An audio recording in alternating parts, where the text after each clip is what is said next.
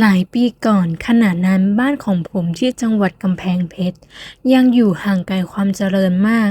เส้นทางจากตัวอำเภอเข้าไปยังหมู่บ้านถึงแม้จะไม่ไกลเท่าไหร่นักแต่การเดินทางสัญจรนั้นลำบากเหลือเกินปีนั้นผมจำได้ดีว่าพวกเรารู้สึกตื่นเต้นดีใจกันอย่างมากเพราะทางราชการได้เหลียวหลังกลับไปมองความเดือดร้อนของชาวบ้านชนบทที่มีชีวิตอยู่ท่ามกลางความกันดาร ด้วยการให้หน่วยงานรพช.เข้าไปทำการขุดเจาะน้ำบาดาลและซ่อมสร้างถนนหนทางให้ดีขึ้นหลังจากที่ปล่อยให้เผชิญชะตากรรมกันมาเนิ่นนานหลายปีและในปีนั้นเองผมจำได้ดีว่าได้เกิดเรื่องราวที่ฟังดูไม่น่าเชื่อขึ้นในหมู่บ้านที่ผมอยู่เป็นเรื่องจริงที่กล่าวขานรับบือกันไปทั่วถิ่นเกี่ยวกับการเดินทางกลับไปอยู่ที่บ้านของวิญญาณดวงหนึ่ง ซึ่งได้สังเวยชีวิตไปในช่วงที่มีการซ่อมสร้างถนนสายนี้ ในระหว่างที่มีการซ่อมแซมถนนซึ่งแยกจากตัวอำเภอตัดเข้ามายังหมู่บ้านเป็นระยะทางประมาณ 9 กิโลเมตร อุปกรณ์เครื่องจักรเกี่ยวกับการซ่อมสร้างถนนถูกลำเลียงเข้ามายังเส้นทางดังกล่าวเป็นจำนวนมาก ทั้งรถขุด รถตัก รถแท็กเตอร์ รถบดถนน และอื่นๆ อีกมากมาย ตอนกลางวันพวกคนงานก่อสร้างทางจะทำงานกันอย่างเต็มที่ แต่พอตกค่ำทุกอย่างก็จะหยุดสนิทเนื่องจากบริเวณนั้นในสมัยก่อนยังไม่มีไฟใช้คันจะใช้ไฟปั่นก็จะเป็นการสิ้นเปลืองเชื้อเพลิง ดังนั้นพอมืดหน่อยพวกคนงานก็จะหยุดการทำงานแล้วพักผ่อนกันตามปกติ คืนวันหนึ่งน้าเตยซึ่งอยู่ห่างบ้านของผมไปเพียงไม่กี่หลัง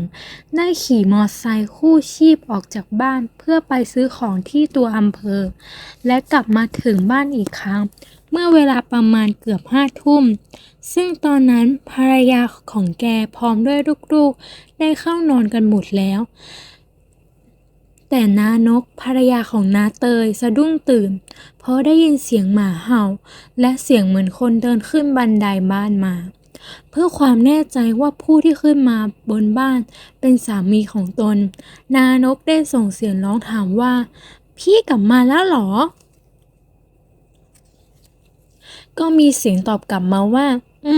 กลับมาแล้ว นานกก็โล่งใจเพราะเป็นเสียงของน้าเตยชัดเจน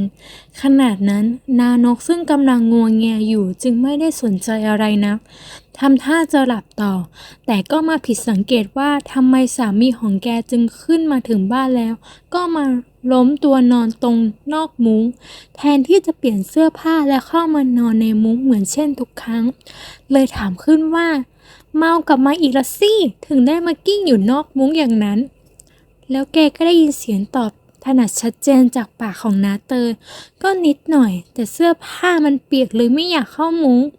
คำพูดของน้าเตยที่นานกได้ยินนั้นแม้ว่าจะไม่ค่อยเข้าใจในความหมายเท่าไหร่นักแต่แกก็ไม่อยากซักถามอะไรต่อเพราะแกกำลังง่วงจึงได้หลับไปปล่อยให้น้าเตยนอนหลับอยู่นอกมุ้งอยู่อย่างนั้นนั่นเอง นานกหลับรวดเดียวมารู้สึกตัวขึ้นเมื่อตอนฟ้าสางแกจึงรีบลุกขึ้นเพื่อจัดเตรียมหุงอาหารให้ลูกๆไปโรงเรียน แต่เมื่อแกเปิดมุ้งออกมาก็ปรากฏว่าไม่มีร่างของน้าเตยสามีของแกนอนอยู่ข้างๆมุ้งแล้ว สร้างความประหลาดใจให้กับแกเป็นอันมาก เพราะคิดไม่ออกเลยว่าน้าเตยจะรีบออกไปไหนตั้งแต่ฟ้าส่างอย่างนี้ กระทั่งเกือบ8 โมงเช้าก็ไม่มีวี่แววนัดเตยจะกลับ มีแต่ข่าวร้ายจากผู้ใหญ่บ้านที่เดินทางมาถึงบ้านเพื่อแจ้งให้นานกทราบว่าน้าเตยสามีของแกเสียชีวิตแล้วตั้งแต่เมื่อคืนที่ผ่านมา เนื่องจากน้าเตยขี่รถไปชนกับรถบดถนนของรปช.ซึ่งจอดอยู่ข้างทางที่กำลังซ่อมสร้างใหม่อย่างแรงจนร่างของแกประเด็นไปตกอยู่ในคูน้ำข้างทางเสียชีวิตทันที ผู้คนงานที่อยู่ใกล้ๆกับที่เกิดเหตุได้ช่วยกันนำร่างที่ไร้วิญญาณของน้าเตยไปส่งที่โรงพยาบาลเมื่อเวลาเกือบเที่ยงคืนแต่มันก็สายไปเสียแล้วเพราะน้าเตยขาดใจตายกลายเป็นผีตายโหงนับตั้งแต่วินาทีแรกของอุบัติเหตุในครั้งนั้นนานกแทบไม่อยากเชื่อหูตัวเองเกี่ยวกับข่าวร้ายที่ผู้ใหญ่บ้านมาแจ้งให้ทราบ แต่แกก็ไม่รู้จะปฏิเสธได้อย่างไร เพราะขณะนั้นศพของน้าเตยยังอยู่ที่โรงพยาบาล โดยมีบันทึกไว้ว่าได้รับศพไว้ตั้งแต่ก่อน5 ทุ่มของคืนที่ผ่านมา ซึ่งมันเป็นเวลาเดียวกับที่แกเห็นว่าน้าเตยกลับมาถึงบ้าน แล้วล้มตัวลงนอนอยู่ข้างมุ้งนั่นเอง และโดยเฉพาะกับคำพูดที่ว่าเสื้อผ้ามันเปียกเลยไม่อยากเข้ามุ้งที่แกได้ยินจากปากของน้าเตยนั้น ช่างเป็นสิ่งยืนยันตรงกับว่าร่างของแกเปียกเพราะตกลงไปในคูน้ำข้างถนน ก่อนที่แกจะเสียชีวิตลงอย่างน่าขนลุก ศพของน้าเตยถูกส่งไปอยู่โรงพยาบาล หลังจากที่แกเสียชีวิต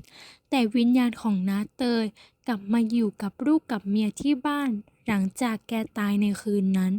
และเรื่องราวทั้งหมดนี้เป็นเรื่องราวที่นานกภรรยาของน้าเตย ผู้ตายได้เล่าให้หลายคนในหมู่บ้านของผมฟัง จนเป็นที่กล่าวขานกันไปในทั้งหมู่บ้านในห้วงเวลาขนาดนั้น ทุกคนจึงเห็นตรงกันว่า ที่เป็นเช่นนี้เพราะน้าเตยแกไม่รู้ตัวว่าตาย เพราะแกตายโดยไม่รู้ตัว ที่เล่ามานี้เป็นกรณีหนึ่งที่เกิดเพราะตายโหง ส่วนอีกกรณีที่มักได้ยินอยู่บ่อยๆก็คือ วิญญาณผีตายโหงมาสถิตอยู่ณสถานที่เกิดเหตุ ไม่ได้ไปผุดไปเกิด และมักออกมาหลอกหลอนผู้ทางสัญจรไปมาจนต้องผวาไปตามๆกัน